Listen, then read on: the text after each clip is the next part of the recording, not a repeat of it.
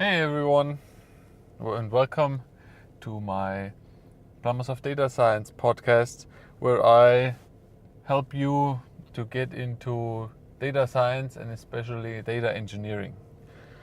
And today's topic is about computer hardware, because you need to understand, and it's very important to understand what is a CPU and so on. And I want to talk a bit about the importance of the graphics card today in the age of machine learning. So let's go. So the starting point is the computer hardware.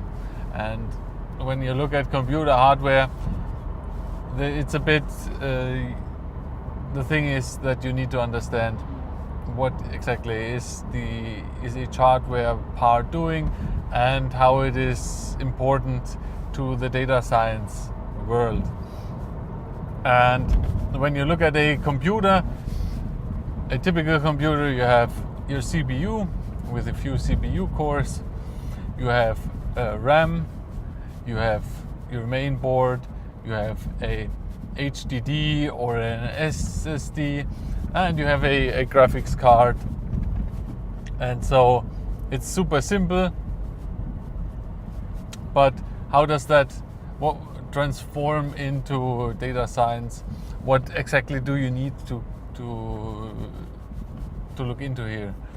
And one thing that is important is, for instance, the CPU. Your usual CPU has let's say 8 cores, 4 cores with hyperthreading, and a real CPU that you use for cloud computing or for servers that has a lot of cores, a lot more, like 56 or 32 cores, because on a server, what is happening is that the server is running multiple applications at one time, and many of them are very demanding.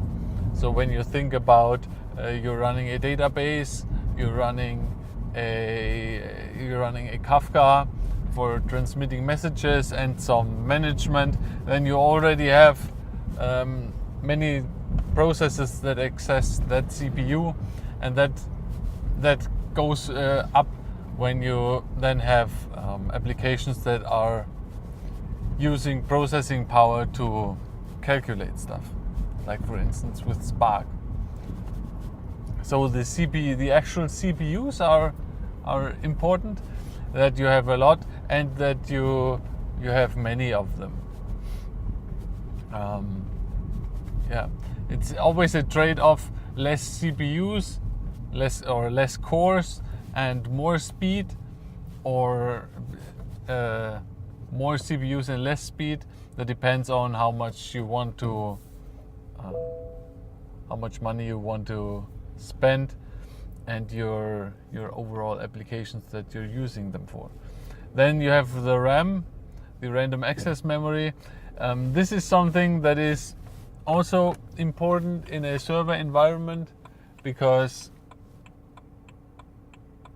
that depends on, let's say you are running a application like Apache Spark on top of it, that is leveraging in-memory computing, so computing that takes the data from disk, stores it in the RAM, and then works with the data in the RAM. It is important that you have a lot of RAM in your system. And then next you have the hardware, like to store data, HDDs or SSDs. That depends on how you access the data. So one thing that many people don't know is that for random access, HDDs, so drives that work with platters, that are hardware, that have moving parts, those HDDs, they are very bad for random access, because the It's basically like a old LP where you have your arm, and that arm is reading the data from that bladder. And so random access where the arm has to move is very slow. But one thing that many people don't know is where HDDs are also good at is if you do serial reads. So if you read huge files, for instance, and that is all it's all in one place on the disk. So you start, and the arm doesn't have to do random movements and random searches. And then a HDD is super quick because nowadays the information is quite dense on the disks inside the HDD, and so you also have very fast read speeds. But nowadays many people are using SSDs, especially for quick random access and their overall speed. But the lifetime of a HDD is usually greater than one of the SSD, where you basically only flip memory in the disks. They're working with transistors. Yeah. And then comes the GPU. And the GPU used to be only interesting for gaming, but in the past years the GPU really gained some importance, especially for data science. Because when you look at a GPU has almost the same structure as a CPU when you look at the components. So it has cores that are doing the processing, and it has a memory. So the greater structure, it has memory that where you feed the data into the CPU. And so what the difference between a GPU and a CPU is the CPU might have 32 or 56 cores. Modern GPUs like NVIDIA's Titan X's and so on, they have about 2,000 processing units. Those are different processing units, but if you think about when you process data in parallel, this makes all the difference, because now you you're not only having access to 30-50 cores, you have access to 2,000 cores. And so this is super important for machine learning, because machine learning is very good, can very good be parallelized. And NVIDIA has a library for that. So if you have a newer NVIDIA GPU, you can also try to do machine learning on that GPU. If it's one, and it might be one. If it's one of the newer ones, it is one with CUDA cores. Then you have the CUDA library. You can install CUDA on your laptop, or not on laptop. Not a laptop, because laptops are generally weak. If you have a PC with a Titan graphics card or a NVIDIA 1080 or lower, you can install CUDA and then run your code on your GPU. The only thing that many people forget is that GPUs are limited in terms of RAM. So this matters because when, let's say, you do machine learning, you do training, you have to feed the data to the processing unit, so the GPU cores, and you need to store that somewhere to do this, and this is then the RAM of the graphics card. And so usually graphics cards are very limited in RAM, They are about 8 gigabytes or so, and this is not really a lot. Titan graphics cards have more RAM, but in general, yeah, it's limited. Also, what is hard is if you think about putting 2 cards in your system, basically doubling the amount of cores and doubling the amount of RAM. That's also not so easy, because then you need to software-wise leverage or manage that. It's not that the cores and the RAM then automatically gets managed. And so with GPUs nowadays you can gain a lot of speed depending on your application.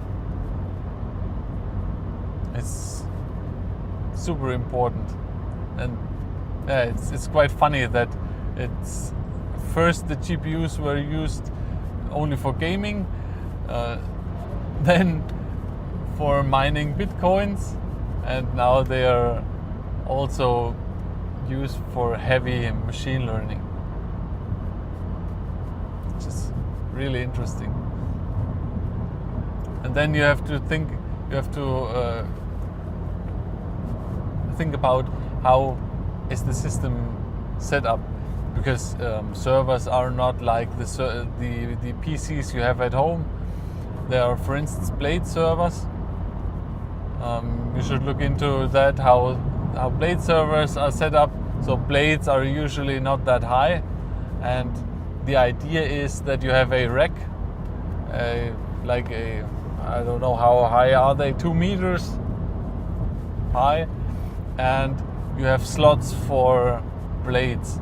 So when you add a new server, you just put in a new blade, which a blade is shorter than the height of my hand, or about the height of my hand. It's a bit different. That also you need to think about how to use it. And when you go to the cloud, for instance, if you then think about like at AWS, then you can look at the specs of the EC2 instances. They also have cores, RAM, and if you order a GPU instance, you have a GPU cores that you can use on that. But be advised, GPU instances on AWS or any other system are very expensive. They cost a few dollars per hour to run, because GPUs are expensive. I mean, a Titan GPU costs above €1,000 or $1,000, and so these instances need to be expensive for AWS to set up and then run. But the upside is you can only run them when you need them. If you no longer need them, turn them off and finished. Yeah. And so then when you have this down, it also matters what operation system you use. And I used to hate Linux, but since I'm working professionally with Linux, I have to say Linux is the way to go. And it's very interesting because distributions like CentOS are free, and they are almost CentOS, for instance, is almost like Red Hat. They are only a few updates down, I think. But CentOS is more or less Red Hat. And Red Hat you need to pay.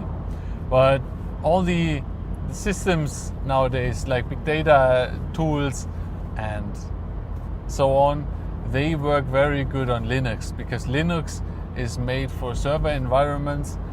And so your Hadoop, your Kafka, your Spark, your Docker, your Kubernetes, they are all made to run on Linux servers. and it's very simple to manage Linux. Whereas when you look at Windows is a mess. If you think about running Docker on Windows, you need some, I don't know which version of Windows you currently need to use. Until a few years it wasn't even possible to run Docker on Windows, so it's a mess. And don't you think it's funny that when you go into Windows and then you go down and you go deeper into the menus and do some settings, you always end up with the same Windows that you know from Windows 2000, Windows XP, and so on. It always looks the same. I think that's super funny. I don't know if this is deliberate, so that you as an administrator always know because it's familiar, or they're only slapping new shinier front ends to it, to the desktop and so on, but leave the core system and don't do changes. It's very interesting. But overall on Linux it's super easy. You mostly have configuration files where you just change the configuration and everything is done. You don't need to go into menus and so on and so on and so on. So it's, if you know what you're doing, it's super easy and super quick. If you don't know what you're doing, you need to learn that. And especially for data engineering, it's super important to learn the basics of Linux. Yeah, I think I'm going to go deeper into the basics of Linux in another podcast. Yeah, and by the way, Linux, this is why I love Mac OS so much, because especially if you're trying to learn stuff like Spark, because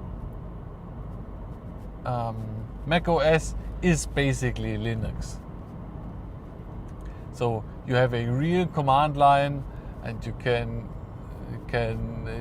use the command line like on Linux. You can super easy install software and run Docker, and also, for instance, set up like a Kafka system on your PC without installing something, because it runs on Linux, then it runs on Mac OS, and it's super easy to run.